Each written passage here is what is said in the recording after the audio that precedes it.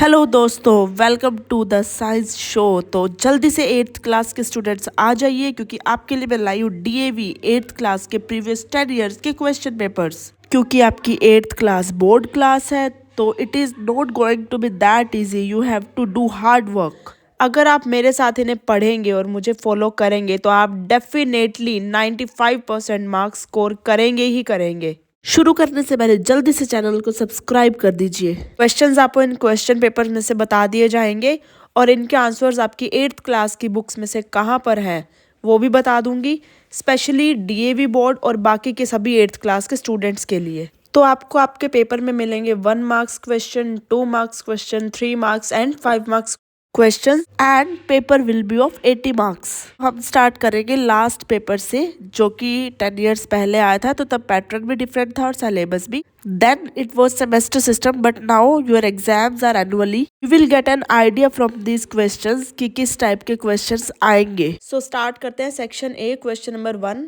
That is of 1 marks. ये question आपको मिलेगा चैप्टर नंबर 10 में and the answer is convex lens because whenever incident rays parallel to principal axis falls on a convex lens, it converges at point focus on principal axis. Second question is the audible range of sound of human being is. Answer is option B. ये chapter number 12 and topic is audible and inaudible sound. अगर हम range को देखें तो Audible range of frequency होती है 20 hertz से 20,000 hertz जो ह्यूमन को ऑडिबल होती है। 20 हर्ट्ज से कम अगर फ्रिक्वेंसी है तो वो है इंफ्रासोनिक, और 20,000 हर्ट्ज से ज़्यादा अगर फ्रिक्वेंसी है तो उन्हें बोलते हैं अल्ट्रासोनिक। कुछ एग्जांपल्स देख लेते हैं। वेल्स और एलिफेंट्स इंफ्रासोनिक साउंड प्रोड्यूस करते हैं। डॉल्फिन्स, बैट्स और पोर्पोइसेस अल्ट्रासाउंड्स प्रोड्यूस करते हैं, और डॉग्स जो होते हैं वो अल्ट्रासाउंड को हियर करने के कैपेबल होते हैं। So question number 3 is and the answer is option C, bromine. आ जाइए chapter 3 metal and non metal. इसमें देखते हैं physical properties. Metals usually solids होते हैं एक्सेप्ट मरकरी। और अगर हम बात करें नॉन मेटल्स की, non metals exist in solid, liquid and gas state. जैसे सॉलिड के एग्जांपल्स है कार्बन, सल्फर, फॉस्फोरस, आयोडीन, और लिक्विड के एग्जांपल है ब्रोमीन जो आपसे इस क्वेश्चन में पूछा गया था, और गैस के एग्जांपल है chlorine, oxygen, nitrogen etcetera. Question 4 is identify major source of water pollution. तो इसका आंसर आएगा industrial waste. Chapter number 8, 9, 17, 18, 19 and 20 ये आपके थ्योरी एग्जाम के सिलेबस में नहीं आएंगे। सो इनसे रिलेटेड क्वेश्चंस को हम डीपली डिस्कस नहीं करेंगे। इसके बाद देखिए सीधा हम चलते हैं हमारे क्वेश्चन नंबर 9 पर। This question is also from 3rd chapter metal and non metal and physical properties. तो चलिए, एक प्रॉपर्टी है मेलिएबिलिटी। मेटल्स आर मेलिएबल, मतलब उनको अगर हम हैमर से स्ट्राइक करें तो उनको हम थिन शीट्स में कन्वर्ट कर सकते हैं। But non metals are non malleable, इनको अगर हम हैमर से स्ट्राइक करेंगे तो ये ब्रेक हो जाएंगे, तो these are brittle. Then next property is ductility. Metals ductile है, मतलब इनको हम खींच खींच के थिन वायर्स में कन्वर्ट कर सकते हैं। इस प्रॉपर्टी को बोलते हैं डक्टिलिटी, जैसे copper, aluminium, iron etcetera. But non metals are non ductile. 10th question again from metal and non metal. इसके लिए हमें रिएक्टिविटी सीरीज देखनी पड़ेगी। तो मेरा रिएक्टिविटी सीरीज को लर्न करने का तरीका है किसी, के फॉर पोटेशियम, ने, Na फॉर सोडियम, कहा, Ca for calcium, mister, Mg for magnesium, Ali, Al for aluminium, जोन, Zn फॉर जिंक, फेर, Fe फॉर आयरन, से, Sn टिन, पब, Pu लेड, है हाइड्रोजन, क्यों कॉपर, है Hg मरकरी, Ag सिल्वर, आओ Au गोल्ड, Pt प्लेटिनम। किसी ने कहा मिस्टर अली जोन, फिर से पब है, क्यों है जी, आओ पीटे। So on going downward from potassium to platinum reactivity always decreases. तो क्वेश्चन में आपसे पूछा गया एल्यूमिनियम से ज्यादा रिएक्टिव दो ऐसे मेटल्स का नेम। तो दो क्या, potassium, sodium, calcium, magnesium. You have 4 names. Question number 11 को स्किप कर दीजिए। चलिए 12th क्वेश्चन पढ़ते हैं। अब 2 मार्क्स क्वेश्चन यहाँ स्टार्ट हो चुके हैं। इस क्वेश्चन में हमसे पूछा गया है कि ह्यूमन आई के पास ऐसी कौन सी प्रॉपर्टी है जो उसको अपने पास पड़ी बुक और अपने से बहुत दूर स्टार्स को इजीली देखने में हेल्प करती है। इसे समझने के लिए आ जाइए chapter number 11 the human I and the topic is range of vision. तो ह्यूमन आई के पास एक स्पेशल प्रॉपर्टी है जिसे कहा जाता है पावर ऑफ एकोमोडेशन, और इसी प्रॉपर्टी की वजह से हम distant as well as nearby objects को सेम क्लैरिटी से देख पाते हैं। ऐसा इसीलिए होता है क्योंकि ह्यूमन आई के पास एबिलिटी है वो अपनी फोकल लेंथ और कर्वेचर को चेंज कर सकती है सिलरी मसल्स की हेल्प से। 12th क्वेश्चन में एक ऑप्शन में भी हमें क्वेश्चन दिया गया है, name the part of human I that is responsible for colour vision. तो ह्यूमन आईज में होते हैं लाइट सेंसिटिव सेल्स जिन्हें कहा जाता है फोटो रिसेप्टर्स। ये 2 टाइप्स के होते हैं, एक रोड्स एंड एक कोन्स। जो रोड्स होते हैं ये डिम लाइट में हमें विजन के लिए रिस्पॉन्सिबल होते हैं और cones are responsible for colour vision. Part of human eye that is responsible for changing the curvature is, so the answer is ciliary muscles. Ciliary muscles help in changing the curvature and focal length of human eye. Next part में आपसे पूछा गया है which part regulates the amount of light entering in the eye, and the answer is iris. Dim light में प्यूपिल का size बड़ा हो जाता है सो दैट ऑब्जेक्ट को देखने के लिए ज़्यादा लाइट एंटर कर सके, बट ब्राइट लाइट में प्यूपिल का साइज डिक्रीज हो जाता है। The front surface of human I is cornea, it is white in colour and it is the protective layer for the human आई। और कॉर्निया के पीछे जो स्पेस होता है उसे एक्वस ह्यूमर बोलते हैं। एक बार आई का डायग्राम देखते हैं, ये देखिए ये सबसे बाहर लेयर होती है व्हाइट कलर की, इसे कॉर्निया बोलते हैं। कॉर्निया के पीछे जो स्पेस प्रेजेंट है इसमें एक लिक्विड फिल्ड रहता है जिसे बोलते हैं aqueous humour. Then this is lens, lens के सेंटर में प्यूपिल, ये रही आइरिस और इन सबको होल्ड करने वाला सिलरी मसल्स। ये पीछे का स्ट्रक्चर रेटिना और यहाँ पर बनता है ब्लाइंड स्पॉट और optic nerves. Next question is, Seema ने सीडी परचेज की and she notice the beautiful colours when sunlight falls on it. So ये फिनोमिना क्या है, लेट्स अंडरस्टैंड। इसका आंसर है it is due to deviation and bending of light which split it into the 7 colors. ये topic आपको मिलेगा chapter number 10 में। Next question is again from chapter 3 metal and non metals. First point, metal having low melting point. तो metals का generally high melting point रहता है और high boiling point. For example iron 1536 degree Celsius and boiling point 3000 degree Celsius. यहाँ फिर से exception है, metals usually have high melting point but cesium, a metal, has very low melting point 28.7 degree Celsius only. Now non-metals generally have low melting and boiling point. For example, melting point of sulfur is 119 degree Celsius. Again exception, diamond has very high melting point 3723 degree Celsius. Next is what are metalloids? तो metalloids वो elements होते हैं जिनके पास physical और chemical properties metal और non-metal दोनों के जैसी होती है। एग्जाम्पल में देखिए silicon, copper, sulphur, oxygen, nitrogen etcetera. 10th question again from metal and non metal, just read it carefully. So metal की प्योरिटी को एक्सप्रेस किया जाता है कैरेट्स में। कैरेट्स आर 24 पार्ट्स, मतलब अगर प्योर गोल्ड है तो उसमें 24 पार्ट्स गोल्ड होंगे और 0 पार्ट अदर मेटल। अगर 22 कैरेट गोल्ड है तो उसमें 22 पार्ट्स गोल्ड के रहेंगे और 2 पार्ट्स किसी अदर मेटल के। अगर हमें लेना है pure gold that will be 24 carat gold, मतलब उसमें कोई भी इम्प्योरिटीज नहीं है। अब नेक्स्ट क्वेश्चन है कि हम प्योर गोल्ड को यूज क्यों नहीं करते हैं ज्वेलरी के लिए। Pure gold is very soft, इसीलिए उसकी ज्वेलरी नहीं बनाई जा सकती, इसीलिए उसे अदर मेटल जैसे सिल्वर या कॉपर के साथ मिक्स किया जाता है सो दैट गोल्ड की स्ट्रेंथ बढ़ जाए। क्वेश्चन 15 में ही आपको एक ऑप्शन गिवन है, name an alloy which is use to make aircraft bodies and its composition. Metal non metals के चैप्टर में आपको एलॉयज की टेबल गिवन है। इस टेबल में दिए गए सभी एलॉयज वो किससे बनते हैं, उनके क्या क्या यूजेस है, आप अच्छे से रीड कीजिए। फॉर एग्जाम्पल स्टील, आयरन और कार्बन से बनता है, कंस्ट्रक्शन मटेरियल में से यूज किया जाता है। स्टेनलेस स्टील, आयरन, क्रोमियम, निकल, इसे यूटेंसिल्स और कटलरी, सर्जिकल इम्प्लीमेंट्स में यूज किया जाता है। Brass from copper and zinc, cooking utensils, decorative statues, nuts etcetera. Bronze बनता है कॉपर एंड टिन से, इसे भी यूटेंसिल्स में कॉइन्स, मेडल, स्टैचूज ये सब बनाने में यूज किया जाता है। जर्मन सिल्वर, कॉपर, जिंक, निकल, टेबल वेयर बनाने में इसका यूज किया जाता है। ड्यूरालुमिन आपसे क्वेश्चन में पूछा गया है, जो aluminium, copper, magnesium, manganese, aircraft bodies और ऑटोमोबाइल्स पार्ट्स बनाने में ड्यूरालुमिन का यूज किया जाता है। एल्निको, एल्यूमिनियम, निकल, कोबाल्ट से बनती है, इसको मैग्नेट बनाने में यूज किया जाता है। Gun metal, copper, tin, zinc, इससे गन बैरल्स बनती है। Question number 16, give two uses of nylon and एक्राइलॉन।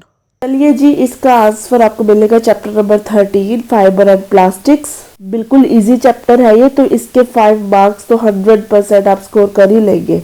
Different synthetic fibres आपको दिए गए हैं, रेयोन, नायलॉन, टैरिलीन, पीईटी, एक्राइलॉन, इन सभी के यूजेस और एडवांटेजेस।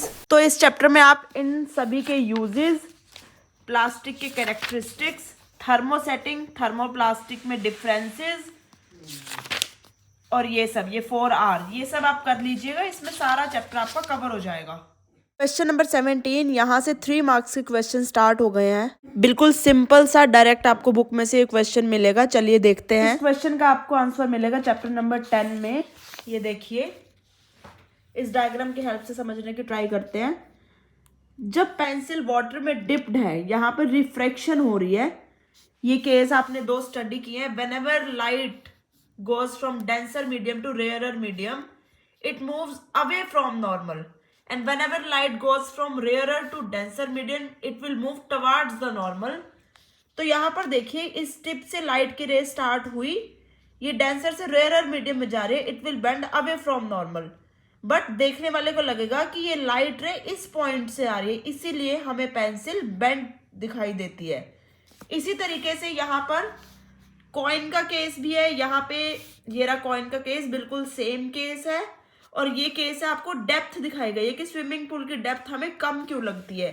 इन तीनों में से भी एक आपको जरूर मिल जाएगा, very important. Visually impaired students की कैटेगरी में एक क्वेश्चन दिया गया है, जिससे हमें रूल्स बताने हैं refraction of light through a lens. Chapter 10 में ही आपको मिलेगा। यहाँ कन्वेक्स लेंस और कनकेव लेंस दोनों के 3 रूल्स डिस्कस किए गए हैं। तो whenever a light parallel to principal axis falls on a lens, it will go through focus or it will appear to pass through focus in case of concave lens. In second rule, whenever an incident ray of light passes through optical center, it will retrace its path. Same in case of concave lens. In case of convex lens, whenever incident ray pass through focus, it will go straight parallel to principal axis after refraction. In case of concave lens, whenever a light ray appear to pass through focus, it will become parallel to principal axis after refraction. 17 में optional question दिया गया है, again from chapter 10। So let's discuss. Absolute refractive index आपसे पूछा गया है, तो उसके लिए सबसे पहले देखते हैं रिफ्रैक्टिव इंडेक्स क्या होता है। तो it is speed of light in medium 1 upon speed of light in medium 2। दो ये मीडियम कुछ भी हो सकते हैं, इनकी स्पीड को कंपेयर किया गया है लाइट की। तो एब्सोल्यूट रिफ्रैक्टिव इंडेक्स होता है व्हेन हम speed of light in vacuum upon speed of light in given medium. अब ये गिवन मीडियम कुछ भी हो सकता है। और इसके बाद आपसे पूछा गया है कि ग्लास और वाटर में से किसका रिफ्रैक्टिव इंडेक्स ज्यादा है।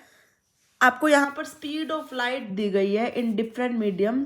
तो वैक्यूम में होते हैं 3 × 10⁸, एयर में भी ऐसे ही है। वाटर में 2.25 × 10⁸, ग्लास में 2 × 10⁸, और डायमंड में 1.25 × 10⁸। हमें रिफ्रैक्टिव इंडेक्स निकालना है। अगर वाटर में निकालना है तो ऊपर हम लेंगे speed of light in vacuum और नीचे हम लेंगे speed of light in water, तो उससे ये निकल जाएगा 1.33। ग्लास में निकालना है तो speed of light in vacuum upon speed of light in glass, उससे आएगा 1.5। तो आप देखिए, ग्लास और वाटर में से ग्लास का रिफ्रैक्टिव इंडेक्स ज्यादा है and refractive index has no SI unit. And next आपसे पूछा गया रिफ्रैक्टिव इंडेक्स और ऑप्टिकल डेंसिटी में क्या रिलेशन है। तो more the refractive index more will be optical density and vice versa. Question number 18 is based on harmful effects of noise pollution. इसका answer आपको मिलेगा चैप्टर नंबर 12 साउंड में। देखिए नॉइज पोल्यूशन के sources, effects, measures to limit noise pollution, ये सभी points दिए गए हैं। आप इन्हें अच्छे से स्टडी कर लीजिएगा, एक बार पढ़ेंगे तो अपनी लैंग्वेज में भी लिख सकते हैं इन्हें। क्वेश्चन नंबर 19 का पार्ट ए और बी इको आपके सिलेबस में नहीं है, लेकिन part C is very important. इस क्वेश्चन का आंसर आपको अगेन मिलेगा चैप्टर नंबर 12 साउंड से। सीधी लाइन दी गई है, the thundering sounds are always heard a little after seeing the flash of lightning, why? This question is very important and the answer is C. The delay is due to the difference in speed of sound and light. The speed of sound in air is 330 meter per second only, but the speed of light is 3 into 10 raised to power 8 meter per second. So light propagates million times faster than sound. This is the reason why lightning and thunder do not occur together. Question number 20 and 21 are not in syllabus. So let's move to question number 22. Rohan prefer कर रहा है using jute या cotton bags over polythene bags, why? इसका answer आपको मिलेगा chapter 13 fibres and plastic and environment में। इसमें आपको biodegradable and non biodegradable material के बारे में दिया गया है। Plastic is non biodegradable and cotton and jute are biodegradable, so it do not harm our environment. Damage by plastic, measure to control damage caused by plastic, and then again 4R. इसे आप एक बार read कर लीजिएगा। Question number 23 not in syllabus of theory exam. Question number 24 is I defects की बात की गई है। 2 आई डिफेक्ट्स होते हैं, हम दोनों को एक बार स्टडी कर लेते हैं। चैप्टर 11 ह्यूमन आई में मिलेंगे आपको आई डिफेक्ट्स। आई डिफेक्ट्स होते हैं मायोपिया एंड हाइपरमेट्रोपिया। आपको इन डिफेक्ट्स में क्या क्या पता होना चाहिए। मायोपिया को नियर साइटेडनेस कहा जाता है। तो eye is not able to see distant objects clearly, दूर के ऑब्जेक्ट्स देखने में प्रॉब्लम आती है। और image is formed in front of retina. Myopia की कॉजेज क्या है? Excessive curvature of cornea, elongation of eye ball, और इसे करेक्ट किया जा सकता है by using concave lens. And in hypermetropia it is far sightedness. इसके अंदर आप लोग ने देखा होगा कई बार हमारे बड़े न्यूज़पेपर को बहुत दूर रखकर पढ़ते हैं तो उन्हें हाइपरमेट्रोपिया की प्रॉब्लम होती है। And image is formed behind the retina. इसकी कॉजेज है the focal length of eye lens become too large and eye ball getting shorten. इसे करेक्ट किया जा सकता है बाय यूजिंग कन्वेक्स लेंस। ये डायग्राम्स आपको बनाने के लिए पेपर में नहीं आएंगे। क्वेश्चन नंबर 24 से 5 मार्क्स क्वेश्चन स्टार्ट हो चुके हैं और इसके ऑप्शन में एक और क्वेश्चन दिया गया है, तो उसे देखते हैं। तो विजुअली चैलेंज्ड को हेल्प करने के लिए 2 टाइप्स ऑफ एड्स होते हैं, non optical and optical. Non optical aids में आते हैं टेक्सचुअल, जिन्हें टच किया जा सकता है, ऑडिटरी, जिन्हें सुना जा सकता है, और ऑप्टिकल एड्स में आते हैं जैसे lenses, telescopic ads.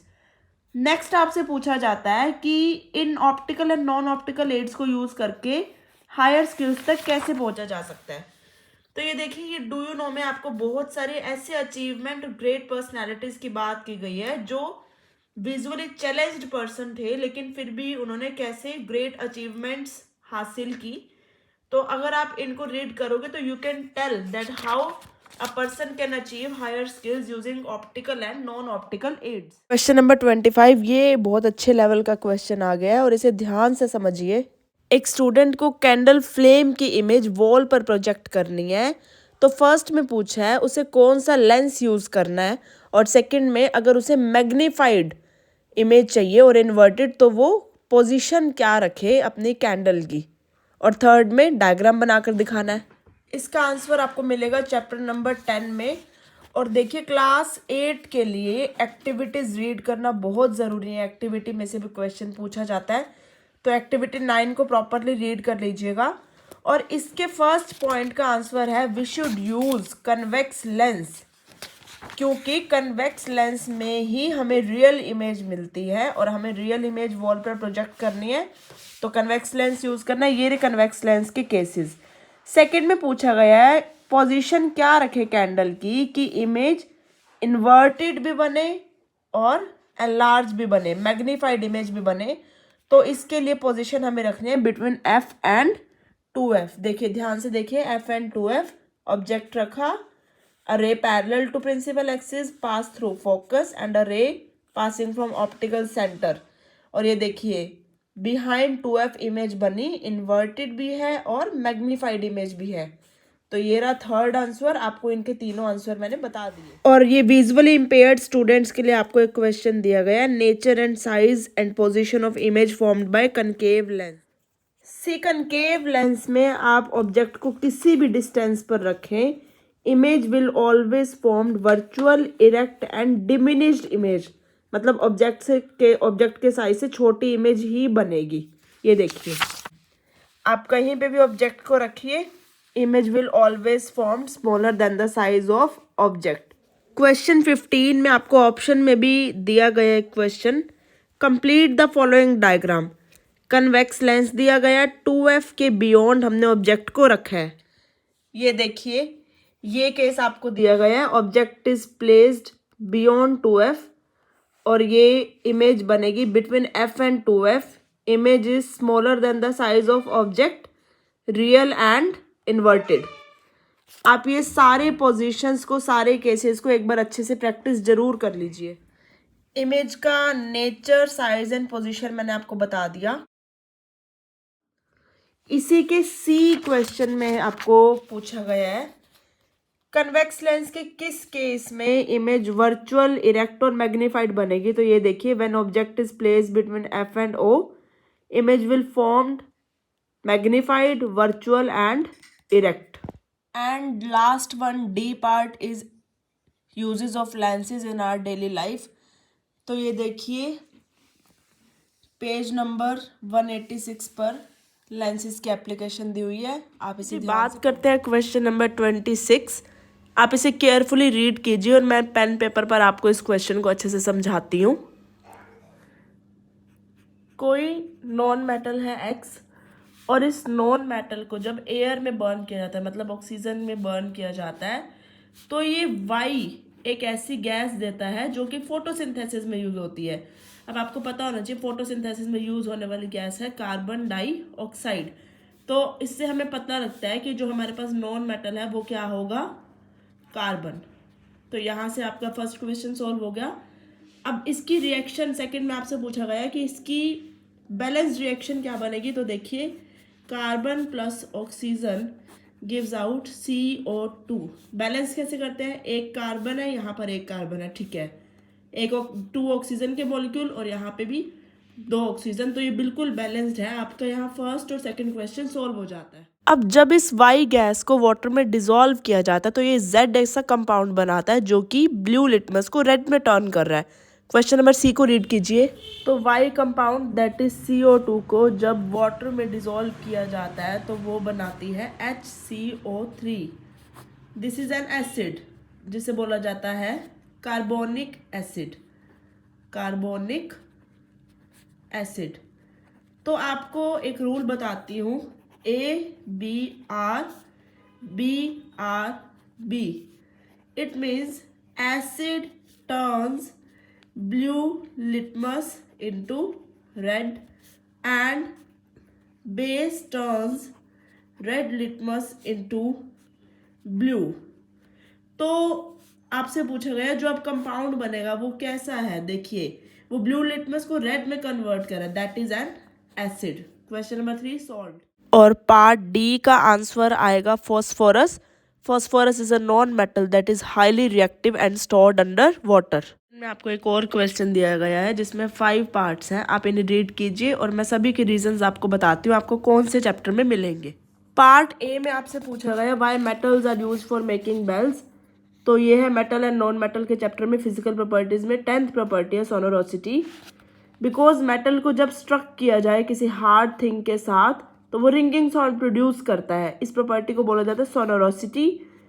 So metals are sonorous, that's why they are used for making bells, but non-metals are non-sonorous. Second part, aluminium को पैकेजिंग के लिए क्यों यूज किया जाता है फूड स्टफ में। हम लोग एल्यूमिनियम फॉइल यूज करते हैं, that is due to the property of malleability.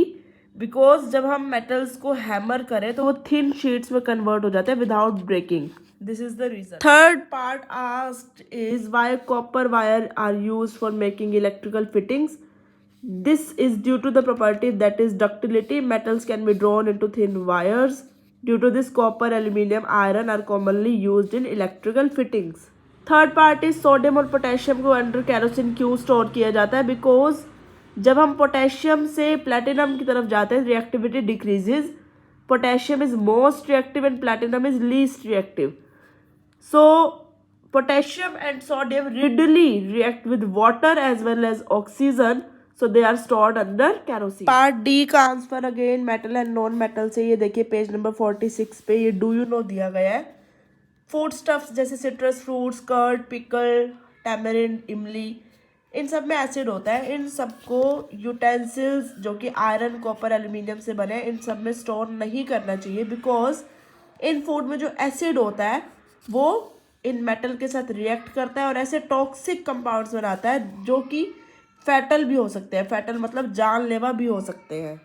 चलिए जी क्वेश्चन नंबर 27 आप इसे केयरफुली रीड कीजिए पॉज करके. मैं आपको दिखाती हूँ आपको ये कहाँ मिलेगा. Chapter number 13 synthetic fibre and plastics में आपको पेज नंबर 243 पर दिया गया एडवांटेजेस ऑफ सिंथेटिक फाइबर और इससे नेक्स्ट पेज पे ही आपको दिया गया डिसएडवांटेजेस. तो आप ये रीड कर लीजिएगा. पार्ट बी में थर्मोप्लास्टिक और थर्मोसेटिंग में डिफरेंस पूछा गया है. एक तो अरेंजमेंट ऑफ मॉलिक्यूल्स का. तो थर्मोप्लास्टिक में लीनियर अरेंजमेंट होता है मॉलिक्यूल्स का और थर्मोसेटिक में क्रॉस लिंक्ड अरेंजमेंट होता है. और पूछा गया है कि ये रीमोल्ड की इनकी एबिलिटी क्या है. तो thermoplastics can be deformed easily on heating and can be remolded into new shapes, but thermosetics cannot be deformed and therefore they cannot be remolded. इसमें बेकेलाइट और मेलामाइन का एग्जाम्पल बहुत इंपॉर्टेंट है. यहाँ से क्वेश्चन बनता है बेकेलाइट का एंड देन ये मेलामाइन का. These are very important point. 27 question के ऑप्शन में एक और क्वेश्चन दिया गया है. Give the full form of PET and mention its uses. और पार्ट बी 4 पार्ट्स में एक क्वेश्चन गिवन है. सबसे पहले पीईटी की फुल फॉर्म और उसके यूजेस आपको पेज नंबर 242 पर दिए गए हैं. ये रे 2 यूजेस है इसके. इसके बाद आपसे पूछा गया है कि रेयन को रीजनरेटेड फाइबर क्यों कहा जाता है और रेयन के यूजेस क्या है. ये देखिए ये ना रेयन के बारे में. इसे आर्टिफिशियल सिल्क भी बोलते हैं. ये आप रीड कर लीजिएगा. उसके बाद सी पार्ट में आपसे पूछा गया है बेकेलाइट. बेकेलाइट के बारे में ये मैंने बताया बहुत इंपॉर्टेंट है. यही रीड कीजिए. पेज नंबर 245 पे आपके पास 2 पॉइंट्स गिवन है. एक टेफ्लॉन के बारे में और एक ही मेलामाइन के बारे में. तो आप ये 2 पॉइंट्स भी जरूर कीजिएगा. पार्ट डी में आपसे पूछा गया है कि why it is not advised to wear synthetic clothes while working in the kitchen. तो ये रहा इसका आंसर पेज नंबर 244 पे डिसएडवांटेजेस ऑफ सिंथेटिक फाइबर का first point. Section B 28 question skip कर दीजिए. 29 रीड कीजिए इसे केयरफुली. तो इसका आंसर आएगा ऑप्शन ए एड्रेनालिन. हॉर्मोन्स के बारे में आपको मिलेगा चैप्टर नंबर 15 में. और ये देखिए एंडोक्राइन सिस्टम आपको दिया गया है. इसमें सभी हार्मोन्स के बारे में दिए. चलो हम 1 बाय 1 देख लेते हैं. एक तो एंडोक्राइन सिस्टम को डक्टलेस ग्लैंड्स भी बोला जाता है. तो क्यों बोलते हैं आप ये वाला पॉइंट भी करें. और उसके बाद हार्मोन्स के फंक्शंस भी दे रखे हैं. जैसे growth hormone pituitary gland release करती है. देन थायराइड ग्लैंड से थायरोक्सिन रिलीज होता है. इनके फंक्शन भी दिए गए हैं साथ में. और अगर आयोडीन की डेफिशिएंसी हो जाए तो उससे डिजीज हो जाती है goitre deficiency of iodine. Then insulin release होता है पैनक्रियाज से.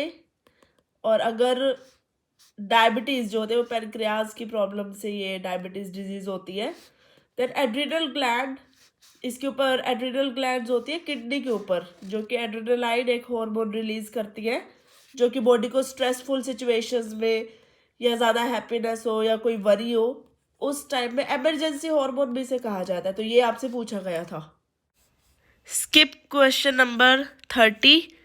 31 name the process by which amoeba and Plasmodium reproduce. इसका आंसर आपको मिलेगा chapter 14 reproduction in animals. Binary fission, amoeba reproduced by binary fission and plasmodium reproduced by multiple fission. दोनों के diagrams जरूर करना और इनकी थोड़ी थोड़ी 1-2 लाइन की डिटेल्स भी. क्वेश्चन नंबर 32 का आंसर आपको मिलेगा चैप्टर 15 में, पेज नंबर 270. तो स्वेट और सिबेशियस ग्लैंड्स की एक्टिविटी इंक्रीज होने से एक्ने और पिंपल्स जो होते हैं वो एडोलसेंट एज में कॉमन होते हैं. ये रहा इसका answer 0.5. Question number 33, what are hermaphrodites, chapter 14. ये देखिए, ये रहा. तो हर्माफ्रोडाइट वो ऑर्गेनिज्म होते हैं जिनमें both male and female gametes एक ही बॉडी में प्रोड्यूस होते हैं और इसका एग्जाम्पल है अर्थवॉर्म. क्वेश्चन नंबर 34 का answer again from chapter 14, oviparous and viviparous animals. तो ओविपेरस वो एनिमल्स होते हैं that lay eggs, ova means egg, and viviparous those animal which give birth to young ones. इनके एग्जाम्पल्स आप कर लीजिएगा. क्वेश्चन नंबर 35, 36, 37 ऑप्शन ये सब आप स्किप कर दीजिए, सीधा 38. 38 का आंसर आपको मिलेगा चैप्टर 14 में, diagram of female reproductive system. और ये रहा diagram of male reproductive system. तो आप ये दोनों डायग्राम्स और इनके जो भी थोड़ी एक्सप्लेनेशन दी गई है ये कर लीजिए. डायग्राम की नेमिंग पता होनी ज़रूरी है इसमें भी, और इनके क्या क्या पार्ट्स होते हैं मेल रिप्रोडक्टिव सिस्टम में और क्या क्या पार्ट्स होते हैं फीमेल रिप्रोडक्टिव सिस्टम के अंदर. और स्पर्म का डायग्राम, स्पर्म के तीनों पार्ट्स, ये सब पता होना चाहिए. पार्ट ए में आपसे पूछा गया साइट ऑफ फर्टिलाइजेशन. तो फर्टिलाइजेशन की साइट है oviduct where the sperm and ovum fuse to fertilize. This is internal fertilization. Fertilization होते ही single cell form that is known as zygote, and zygote contain nuclear part of both sperm and ova, and from zygote a child develop. Then where embryo develops, zygote divide to form many cells, cluster of many cells known as embryo. Embryo move into the uterus where it grows and ultimately form billions of cells and grows to form body parts like head, eyes, legs, hands, etc. And ultimately it forms fetus, and fetus when born form infant. And ova और eggs कुछ भी कह सकते हैं that are produced from ovaries. Next question में आपसे पूछा गया एम्ब्रियो और फीटस में क्या डिफरेंस है. मैंने यहाँ पर जाइगोट, एम्ब्रियो और फीटस सबका डिफरेंस कर लिया है, और आप लोग वीडियो को पॉज करके इन सारे डिफरेंसेस को अपनी नोटबुक में नोट कर लीजिए. 38 क्वेश्चन में एक विजुअली इम्पेयर्ड स्टूडेंट्स के लिए क्वेश्चन दिया गया है और एक ऑप्शन में भी क्वेश्चन दिया गया है. चलिए देखते हैं. Function of female reproductive system पूछा गया है. तो ABC मैंने अंडरलाइन कर दी. ये 3 फंक्शंस है फीमेल रिप्रोडक्टिव सिस्टम के.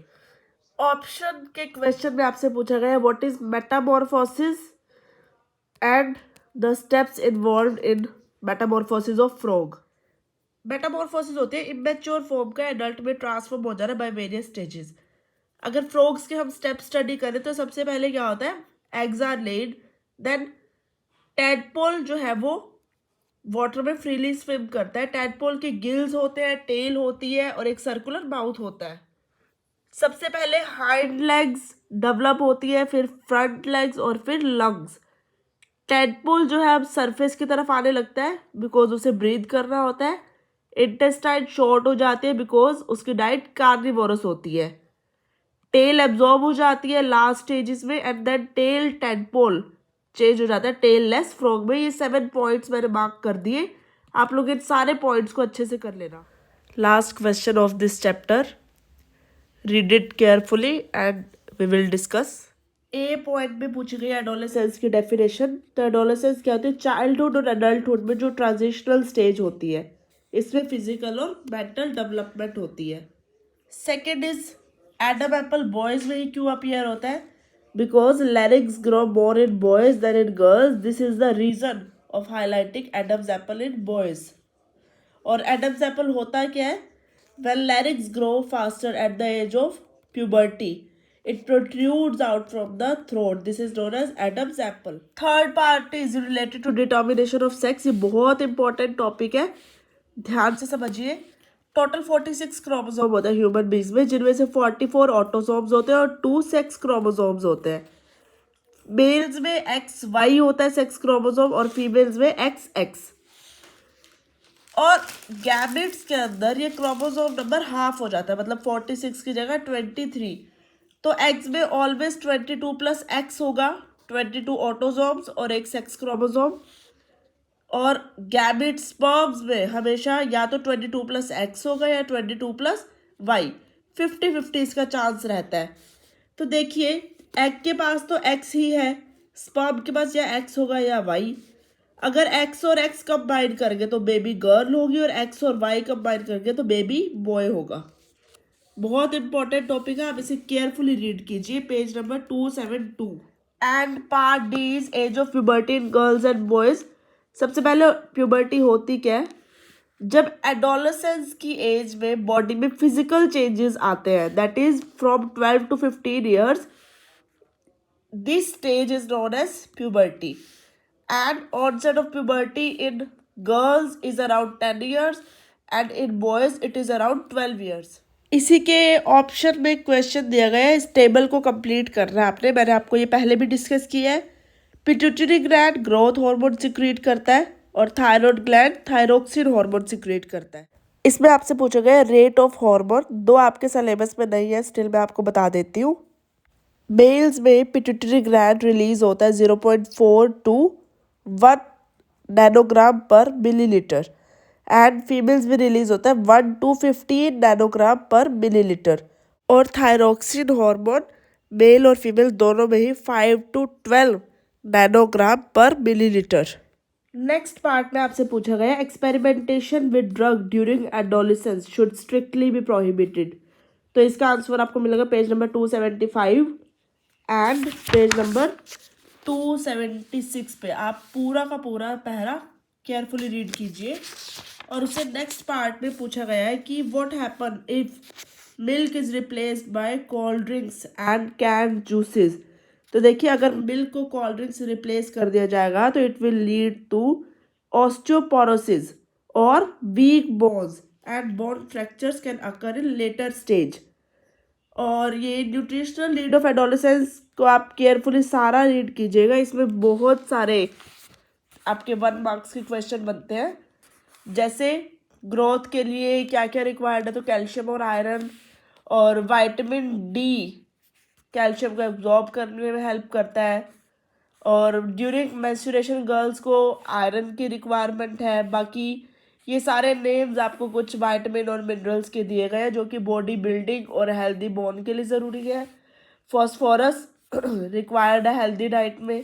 जिंक, मैग्नीज, क्रोमियम, ये सभी आप पॉइंट्स को बहुत अच्छे से रीड कीजिए. 1 out of 10 सैम्पल पेपर हमने सॉल्व कर लिया है. आप 2 hours लगाएं और इन्हें अच्छे से स्टडी करें. If you follow my instructions carefully, you will definitely score good marks. So my best wishes for all of you for your pre-boards and finals. बाकी की वीडियोस देखने के लिए लाइक, शेयर एंड सब्सक्राइब.